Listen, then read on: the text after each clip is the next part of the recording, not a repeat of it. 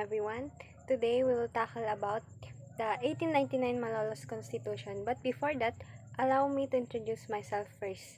My name is Raiza Mayunyo, studied at Pangasinan State University, taking Bachelor of Secondary Education, major in Science. At the end of our lesson, we will learn how the Philippine Constitution started and learn about the 1899 Malolos Constitution. Lastly, we will know the three distinct of the government. Before we proceed to our lesson, let's do the pretest first. Identify if the statement is true or false. Number 1. The Malolos Constitution has two branches, the executive and legislative. Number 2. Malolos Constitution is the first Philippine Constitution and the first Republican Constitution in Asia.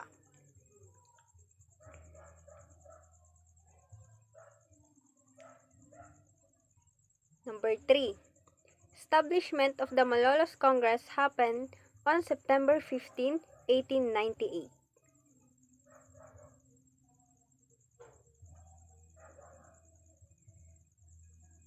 Number 4. The Malolos Constitution stated that the legislative power is the power to make and alter laws.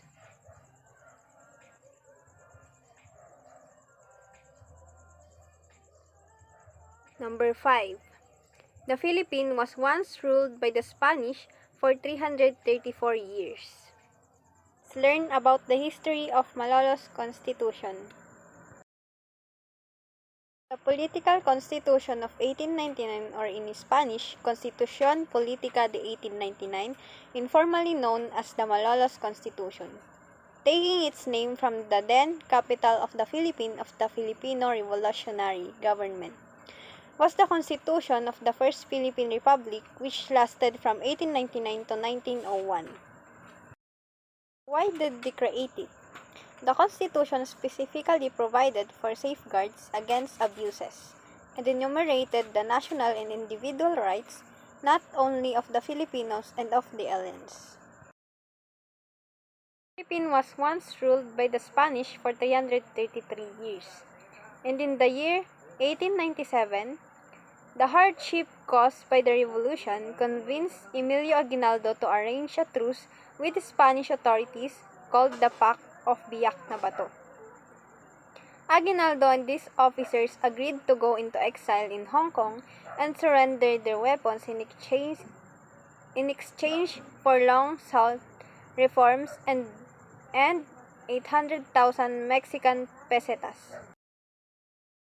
April 25, 1898, the United States declared war on Spain following the sinking of the battleship Maine in Havana Harbor on February 15, 1898. The war ended with the signing of the Treaty of Paris on December 10, 1898. On 1898, at Manila Bay in the Philippines, the U.S.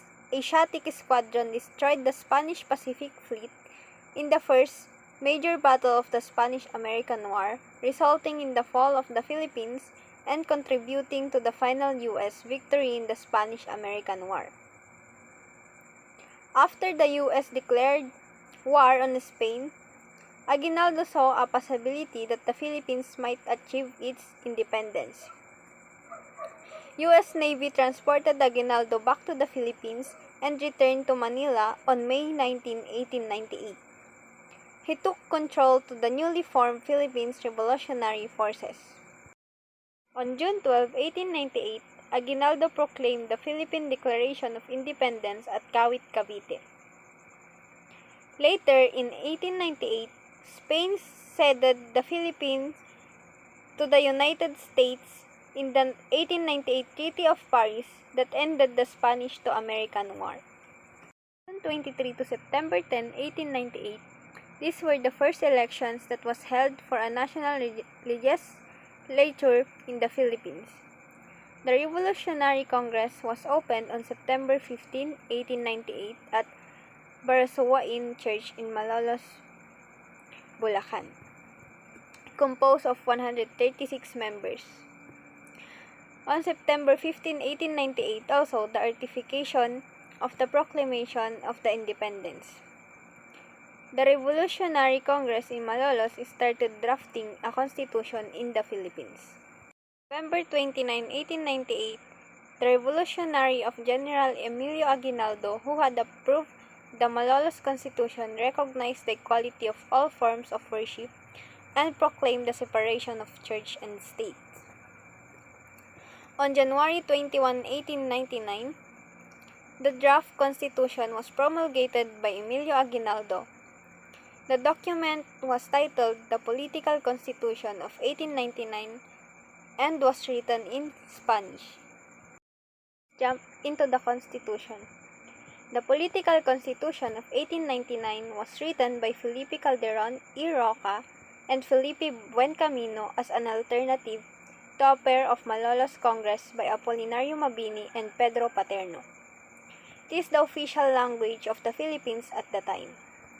It is composed of 101 articles divided into 14 titles with transitory provisions in 8 further articles, and with one unnumbered additional article.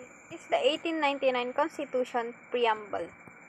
We, the representatives of the Filipino people, lawfully convene in order to establish justice, provide for common defense, promote the general welfare, and ensure the benefits of liberty, imploring the aid of the sovereign legislator of the universe for the attainment of these ends, have voted, decreed, and sanctioned the following. Title 1. The Republic, composed of Article 1 to 3. Title 2. The Government, composed of Article 4.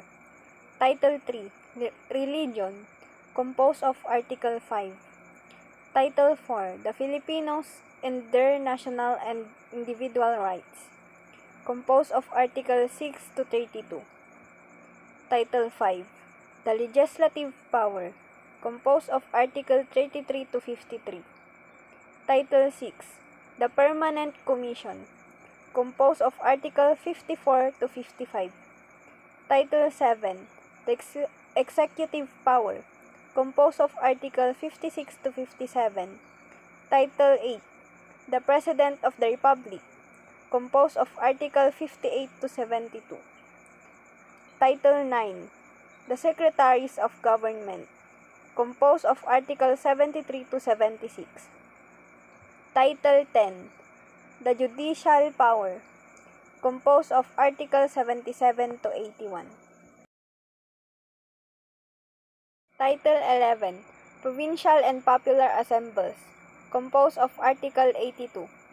Title 12. Administration of the States, composed of Article 83 to 88. Title 13. Amendments of the Constitution, composed of Article 89 to 90. Title 14.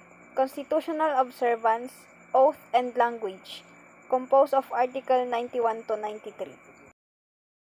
Let's proceed to the three distinct of the government, which are the legislative, executive, and judicial. Legislative is a branch of government that is authorized to make laws, alter, and repeal them through the power vested in the Philippine Congress. Executive power is vested in the President and the 7 secretaries.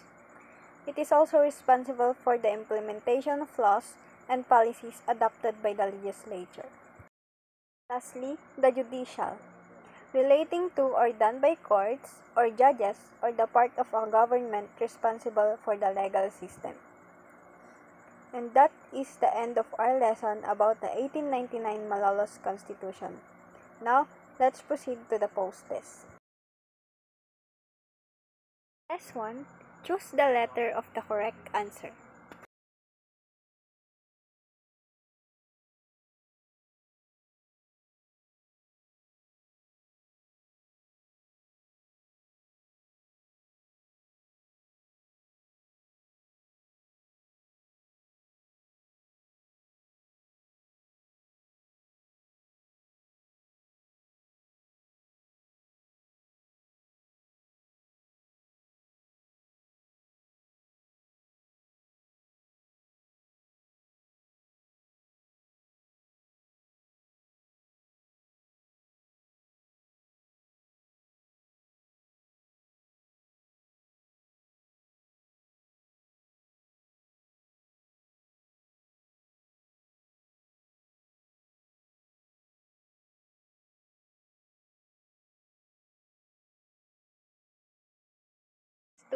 Identify if the statement is true or false.